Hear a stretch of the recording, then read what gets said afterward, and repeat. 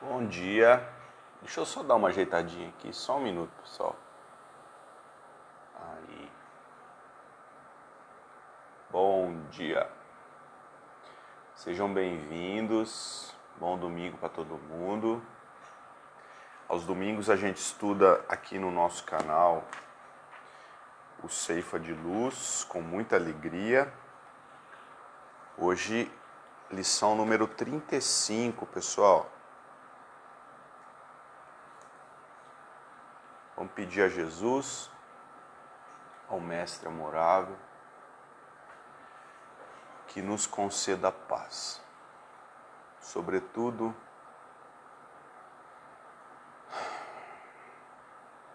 nos ajude com a paciência, com o amparo, com o amor, com o entendimento. Quesitos que ainda nos faltam, Senhor, e nos chama a atenção nesses momentos de angústia e crime em que vivemos na apoteose de um novo tempo.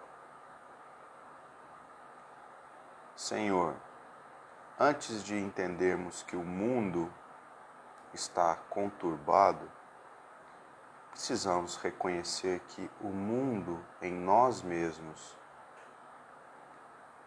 anda conturbado. Dentro de nós urgem as mudanças, não fora, mas dentro. Por isso, Senhor, que pedimos que o Senhor nos ampare com a paz, com o amor, com a paciência e com o entendimento.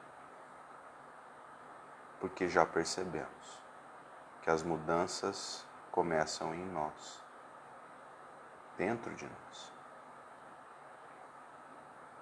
para enfim se unirem ao coletivo e abrandarem as brasas da terra. Senhor, Senhor, acorda-nos, Senhor da vida. Obrigado, que assim seja. Queridos, nossa, tá lindo hoje, hein? Vamos dar bom dia aqui. Joyce, minha amiga, bom dia. Ana Amélia, bom dia. Adorei sua live, viu, Ana? Precisa fazer mais, viu?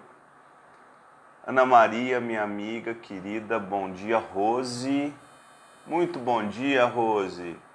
Tudo bem? Ofélia, minha amiga, lá do Sul. Como vai o Sul, Ofélia? Bom dia. Quem mais está aqui? Bom dia, meus amigos, tudo bem? Uma felicidade encontrá-los domingo. Hoje a gente estuda, pessoal, o capítulo 35, tá? Do livro Ceifa de Luz, Ao Sol da Verdade. O Emmanuel, o nosso Emmanuel, o orientador do Chico, ele pescou uma frase que está no Evangelho de João 16:13. Essa passagem de João foi uma passagem que deu o que falar.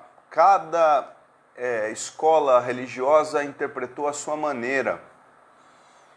E talvez ninguém tenha compreendido de fato o que Jesus quis dizer. O que não é muito difícil, né? A gente ainda tem patinado demais na mensagem de Jesus. E nós esperamos sinceramente que a gente mude esse patamar de entendimento, porque senão a gente não vai conseguir. Tá bom, gente? É imperioso que a gente entenda de verdade o que Jesus diz, o que Jesus continua dizendo e o que a gente pode fazer com isso tudo para a gente melhorar. Bom, qual é a passagem, Daniel? É a passagem da obra do Paráclito, ou o Espírito da Verdade, né? Ou Paracleto. Da onde vem essa palavra?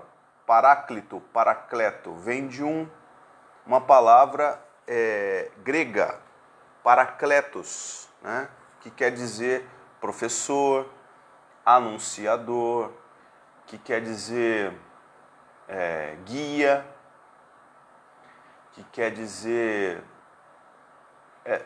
tudo no sentido de orientação. Né? Esse é o nome para Paracletos. Inclusive é uma palavra que pode ser usada para professor, tá? Para mentor, é o Paracleto. E Jesus prometeu um novo consolador, né? Um novo guia. Bom dia, Célia. Um novo... um espírito que viria trazer a verdade. Era uma anunciação, né? Que Jesus estava dizendo, estava falando ali. João captou isso e transcreveu para o seu evangelho. Era uma profecia, tá? O Emmanuel pegou assim, 16:13, João. Mas quando vier aquele Espírito da verdade, ele vos guiará em toda a verdade. Vamos repetir? Mas quando vier aquele Espírito da verdade, ele vos guiará em toda a verdade. Tem tanto aqui nessa frase, meu Deus, por onde a gente começa? Bom, vamos começar pelo João. João, Evangelho de João, é João Evangelista, meus amigos. Quem foi o João Evangelista? Foi aquele apóstolo que nos parece que era o mais novo do grupo apostólico. Tá? Era aquele que era quase uma criança, um adolescente. Era o que Jesus se referiu algumas vezes como o discípulo bem-amado. Foi ele, João, que ficou ao lado de Jesus na cruz, né? Ele e Maria. Essa também é uma revelação bíblica, né? Foi ele, João, que foi o apóstolo que viveu mais tempo, né? Pelo menos assim, morreu velhinho, né? Na ilha de Patmos. E foi esse mesmo João que escreveu, foi o vidente de Patmos, né? Chamado vidente de Patmos, que recebeu das próprias mãos de Jesus o Apocalipse, o último livro bíblico. Apocalipse, para os amigos que não sabem, o significado da palavra é revelação, tá? Essa onda de dizer Apocalipse como fim, né, como uma época em que catástrofes acontecerão e fim do mundo, isso aí é interpretação fundamentalista, tá bom? Religiosa fundamentalista. São aquelas pessoas que leram e não entenderam. É essa referência que a gente está fazendo aqui hoje, né? Elas simplesmente leram e trouxeram uma interpretação muito rasa daquilo que foi lido. E isso transformou, né, durante os tempos,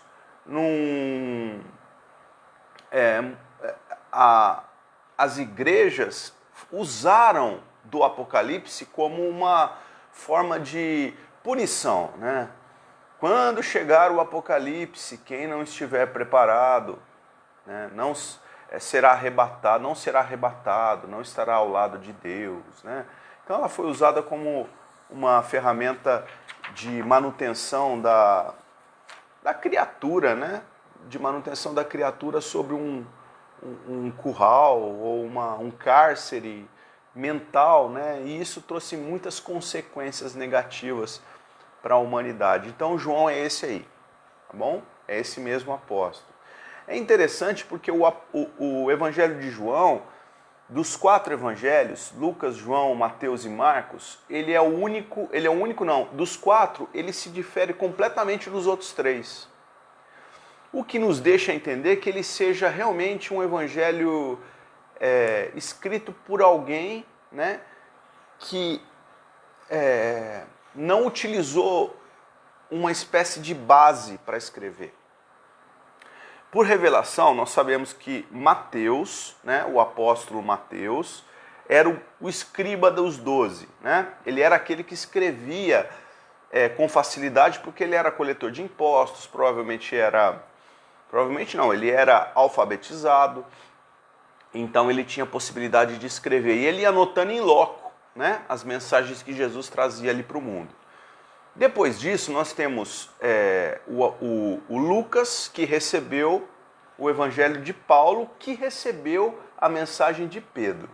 Então, assim, é como um telefone sem fio, né? Um vai falando para o outro, eles vão transcrevendo e vão utilizando isso. Marcos, o apóstolo, Marcos não era apóstolo, Marcos era um discípulo. Marcos era primo, se eu não me engano, ele era sobrinho de Barnabé, tá? Sobrinho de Barnabé, Barnabé era um grande companheiro de Paulo nas visitas, nas viagens apostólicas. E o Marcos, ele foi um evangelista que também recebeu a mensagem por um intermediário, né? Deve ter visto Jesus, mas não conviveu muito intimamente com Jesus. Então, assim, nós temos em João um evangelho diferente, né? Mateus sendo a base para os outros dois evangelhos, para o dele e para os outros dois, e João como um evangelho completamente diferente. Por que é diferente? Porque é místico. Mas ele não é místico no sentido mirabolante, mágico, viajandão. Não, ele é místico porque ele é íntimo. A palavra mística, ela foi utilizada também de uma maneira errada durante o tempo. O místico é aquele que é íntimo. Os ensinamentos místicos são aqueles que são passados com muito cuidado, com muito carinho por mestres, né? Então, João revelava uma veia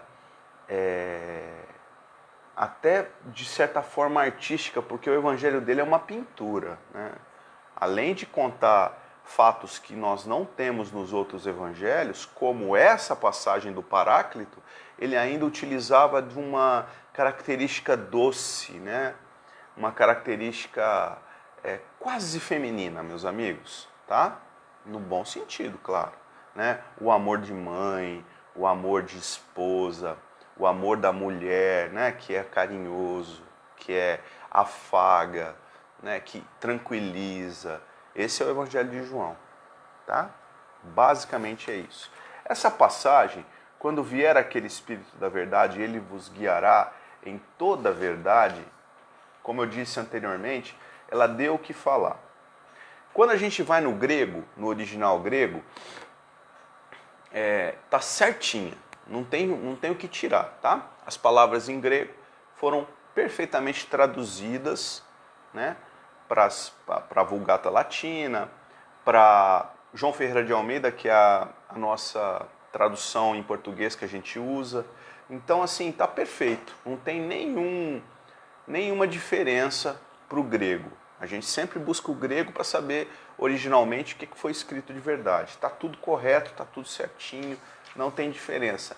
Talvez isso seja explicado porque João escreveu o seu evangelho tardiamente, né? Não foi um evangelho que foi escrito in loco ali enquanto Jesus estava dizendo. João preparou todo o evangelho para ser escrito num momento que ele estivesse mais ainda, né? Equilibrado, com o branco das estações estampados na sua cabeleira, né? Já no momento que ele pudesse transmitir a sua experiência para a letra, tá bom? Então, é um evangelho muito especial, pessoal. Durante esse capítulo 16, a partir do versículo 5, João fala sobre a história do Paráclito, né? Que foi essa passagem que Jesus conta, né, para os apóstolos, que ele vai, né? Ele precisa partir, só que ele, no tempo oportuno, como mestre, vai trazer para a terra um novo Consolador, ou o mesmo Consolador, só que explicado, facilitado, né?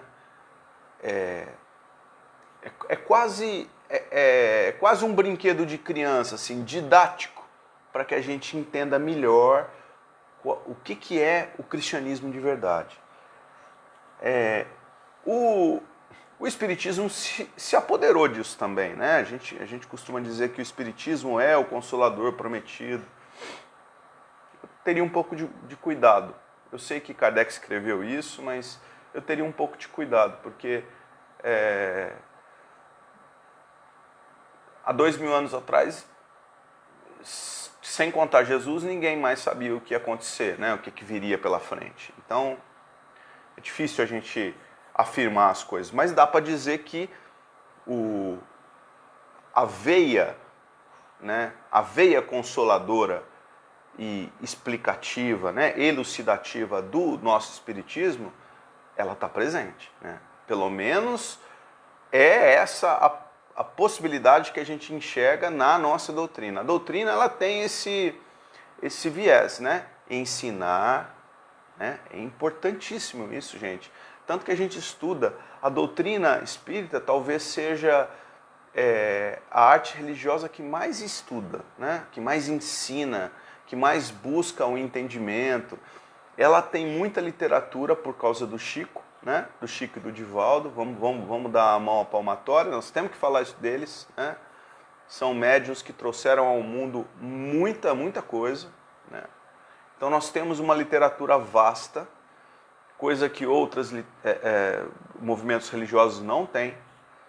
E por isso a importância de estudar para se conhecer melhor, estudar para compreender melhor, né? Estudar para se movimentar numa senda mais importante, uma senda que realmente seja duradoura, seja vasta, que a gente consiga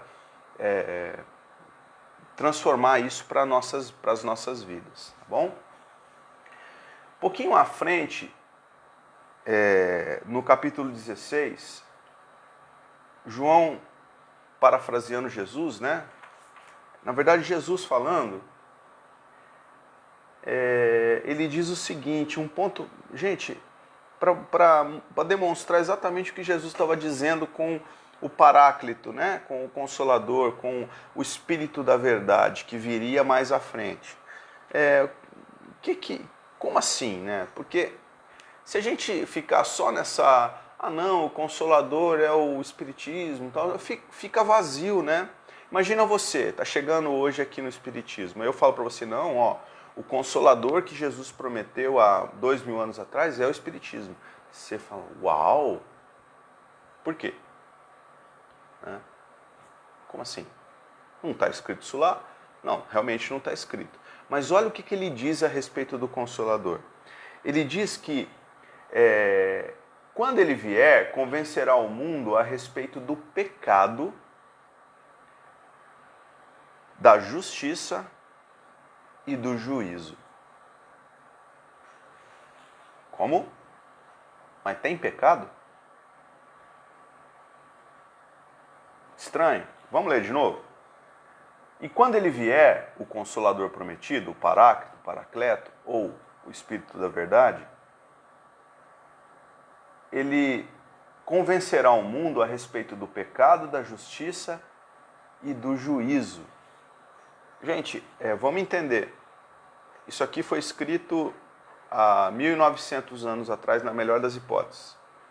Passou por muitas transformações linguísticas, adaptações.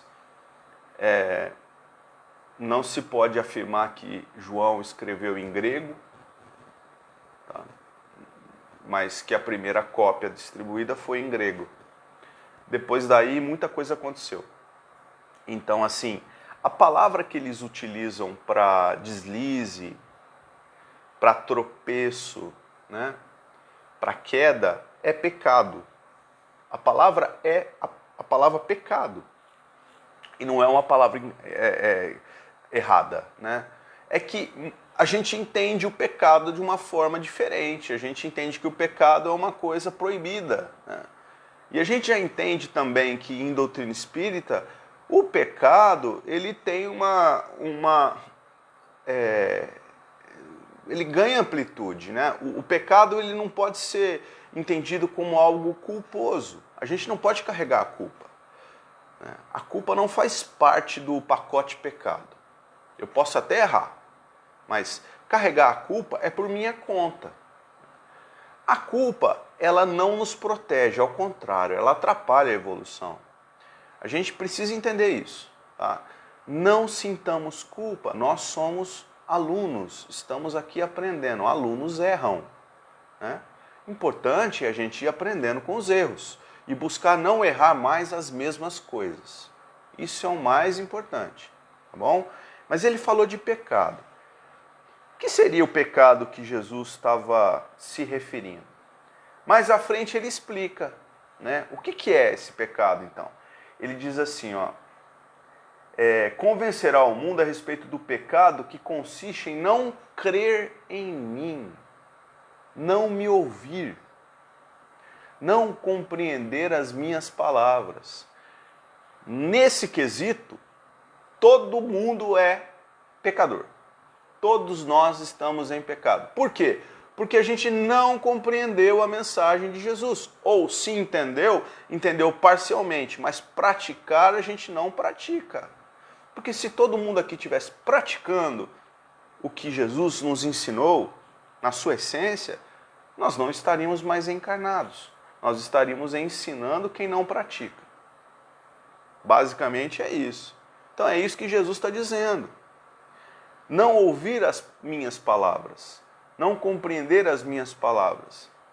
Ele explica, gente. É incrível como isso está no Evangelho de Lucas. Desculpa, João. Oi, Sandrinha, bom dia. Bom dia, Rogério. E mais à frente ele explica também a justiça. Quando ele diz assim, ele convencerá a respeito da justiça, porque eu me vou para junto de meu Pai, e vós já não me vereis.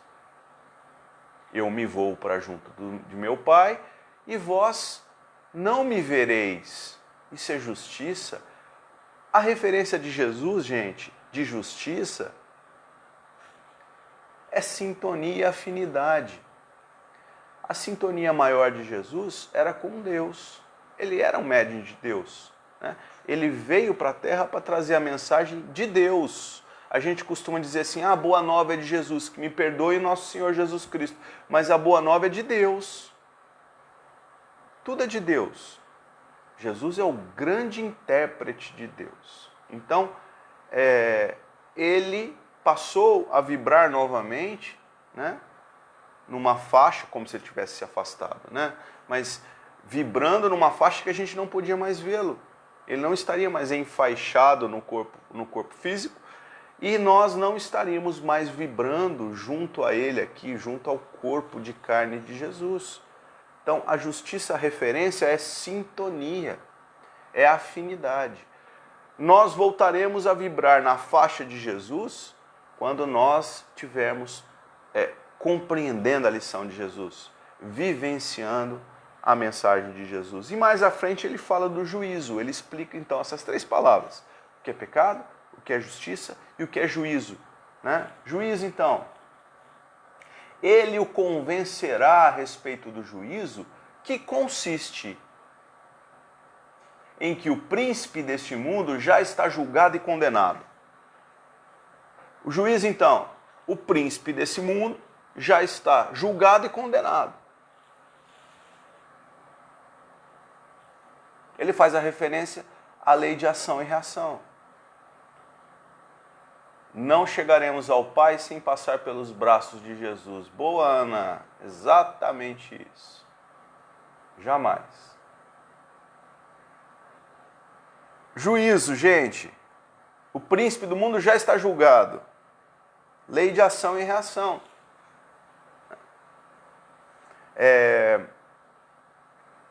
Nós já, se a gente está buscando, né, uma confirmação da nossa fé ou uma confirmação da nossa bondade, já recebemos a nossa recompensa. Então Jesus está mostrando nessas três pequenas palavras, e ele explica na sequência, o que o Consolador viria a fazer. Aí dá para pensar, dá para transformar isso, né, o Paráclito, o Consolador, o Espírito da Verdade, né, como sendo a base do nosso Espiritismo, né? Pecado, a falta, o tropeço é não seguir o nosso mentor maior, que é Jesus.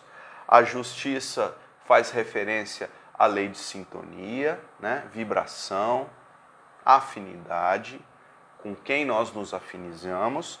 E o juízo faz a referência à lei de ação e reação, né? batei a porta e a porta vos abrir-se-á. Né? Então é assim, basicamente é isso que a gente tem na doutrina espírita. Certo, pessoal? Tá difícil? Então esse é o Paráclito, Paracleto, o Espírito da Verdade. Vamos ler a mensagem do Emmanuel? Diz assim, capítulo 35, Ceifa de Luz. De que maneira vencerá o Espiritismo os obstáculos que lhe afligantam à frente? Há companheiros que indagam: devemos disputar saliência política ou dominar a fortuna da terra? Enquanto isso, outros enfatizam a ilusória necessidade da guerra verbal, agreis ou pessoas. Acho que não compensa a gente ficar comentando que o nosso movimento espírita está embrenhado, né, em erro, né? Está completamente destrambelhado. Mas vamos nos ater à mensagem. Ele faz o Emmanuel põe uma questão para a gente, né? Como é que a gente vai lidar com o espiritismo perante os obstáculos que se agigantam à nossa frente, né?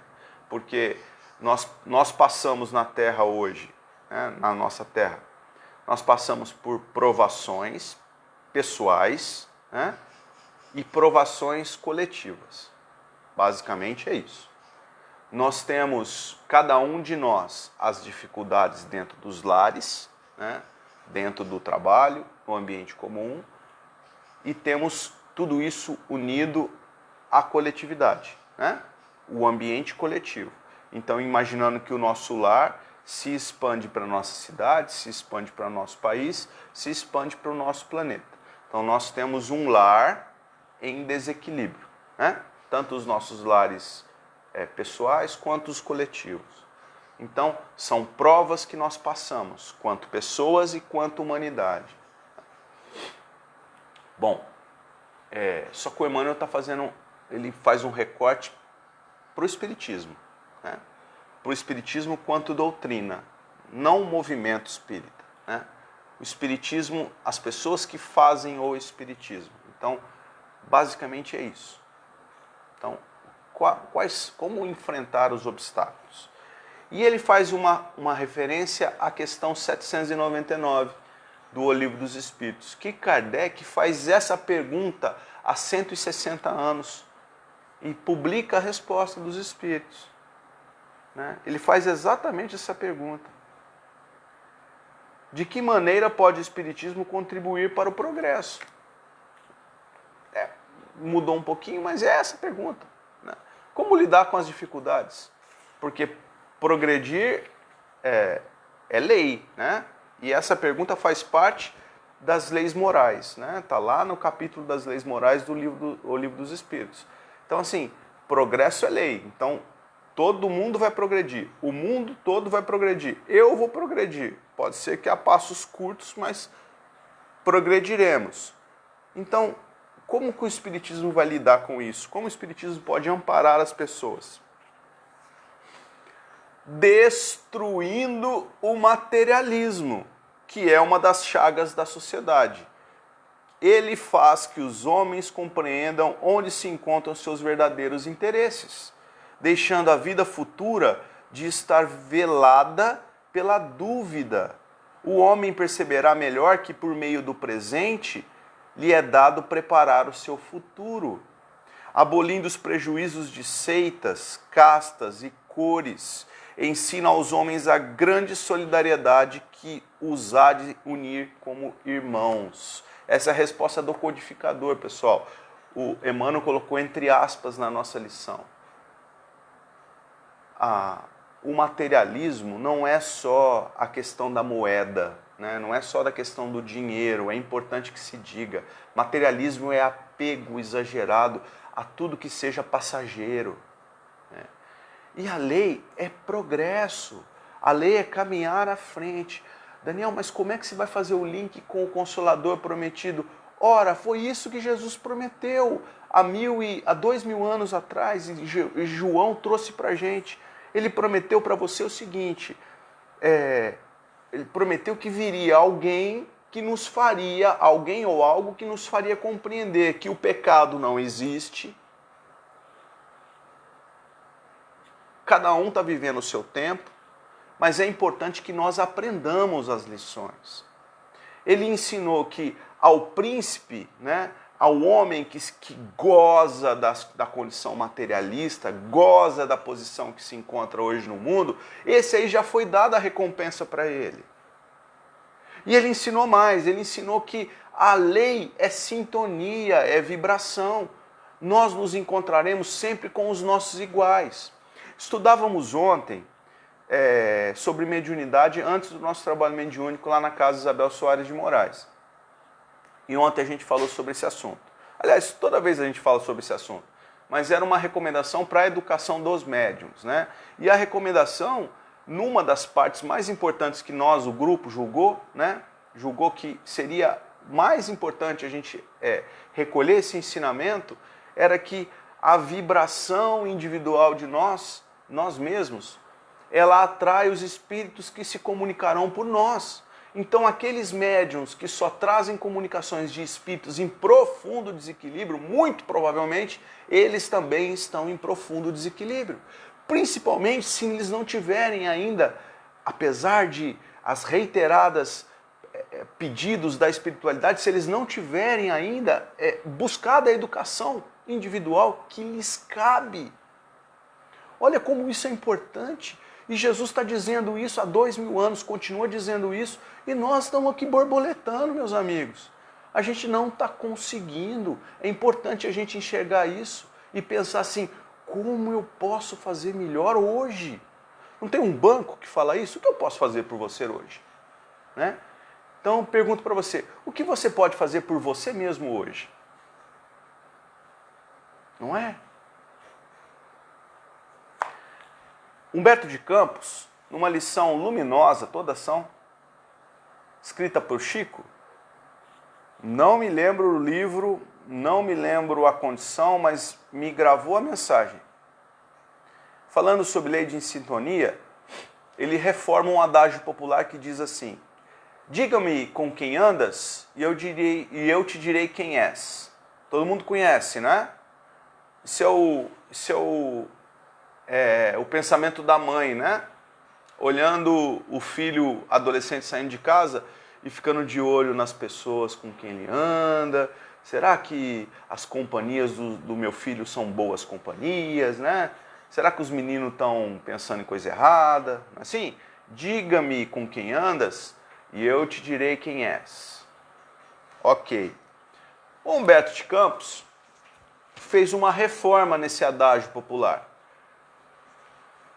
Eu vou buscar a lição e depois eu passo aqui no link nas mensagens, tá? Só para fazer a referência certinha. Eu gosto de dar referência. E ele faz assim, diga-me o que pensas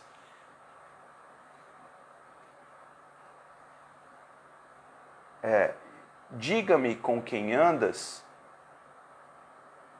Nossa, me fugiu.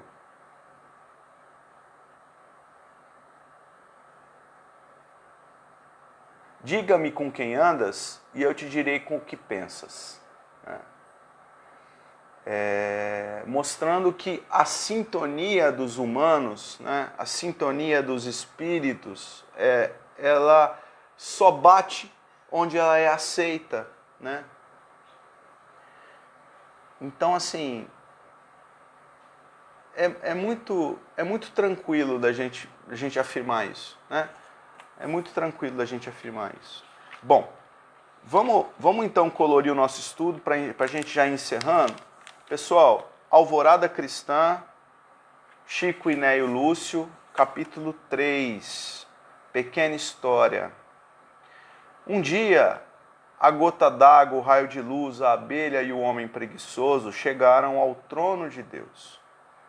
O Todo-Poderoso recebeu-os com bondade e perguntou pelo que faziam. A gota d'água avançou e disse, Senhor, eu estive num terreno quase deserto, auxiliando uma raiz de laranjeira. Vi muitas árvores sofrendo secas e diversos animais que passavam aflitos, procurando mananciais.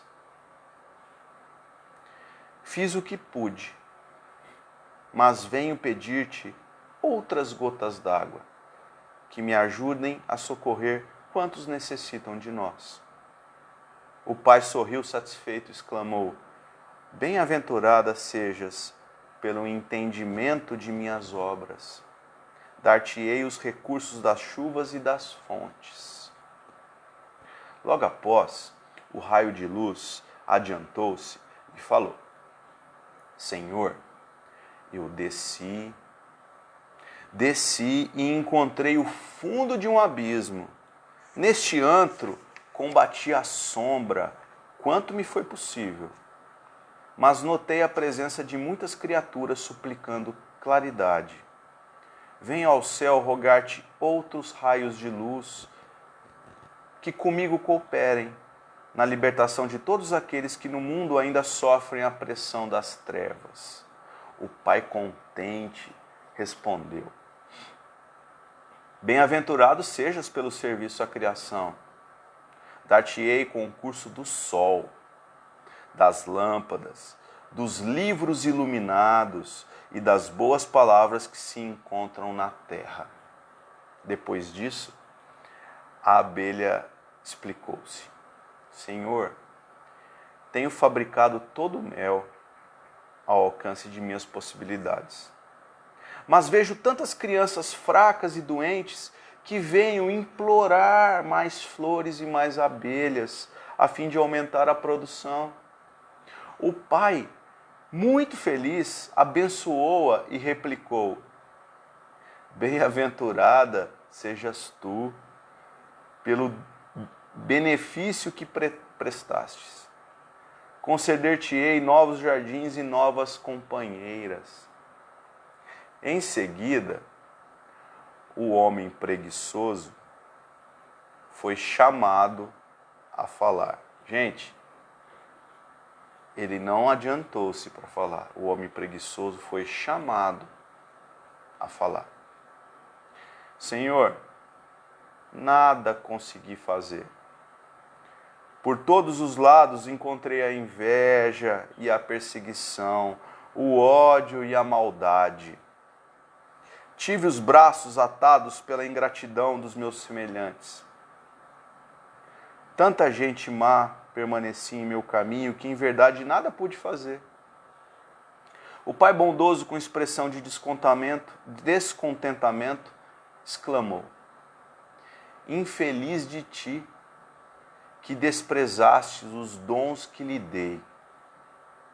Adormeceste na preguiça e nada fizeste. Os seres pequeninos e humildes alegraram meu trono com o relatório de seus trabalhos, mas tua boca sabe apenas queixar, como se a inteligência e as mãos que te confiei para nada valessem. Reflita, retira-te, regressa ao mundo e não voltes a procurar-me enquanto não aprenderes a servir. A gota d'água regressou, cristalina e bela. O raio de luz tornou aos abismos, brilhando cada vez mais. A abelha desceu zumbindo, feliz.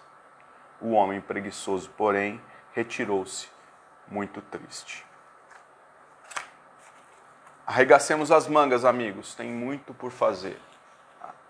O Paráclito não veio nos salvar. Ele só veio nos acenar. Tá? Ele trouxe a missão, só que a missão está dentro de cada um de nós. Ela não vai se finalizar, ela não vai se completar sem o nosso ensejo. Tá bom? Fiquem com Deus, um ótimo domingo para todos.